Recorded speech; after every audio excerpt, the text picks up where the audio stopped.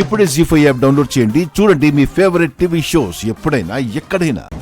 అత్తయ్య గారి తర్వాత అవని తర్వాత పూజ గదిలోకి అడుగు పెట్టగలిగేది అక్షయ్ మాత్రమే.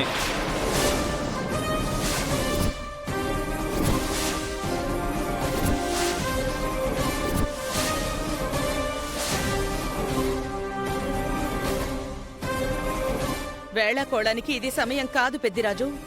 మీరెవరు నమ్మినా నమ్మకపోయినా నేను చెప్పింది నిజం. నా కళ్ళారా చూశాను.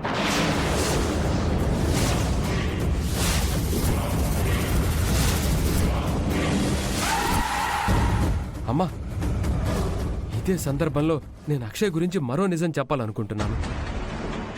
లాస్ట్ టైం మనం పల్లెటూరి జాతరకు వెళ్ళినప్పుడు నువ్వు అవనీలు ప్రసాదం తయారు చేయలేని సమయంలో ప్రసాదం చేసింది ఎవరో కాదమ్మా, అక్షయ్.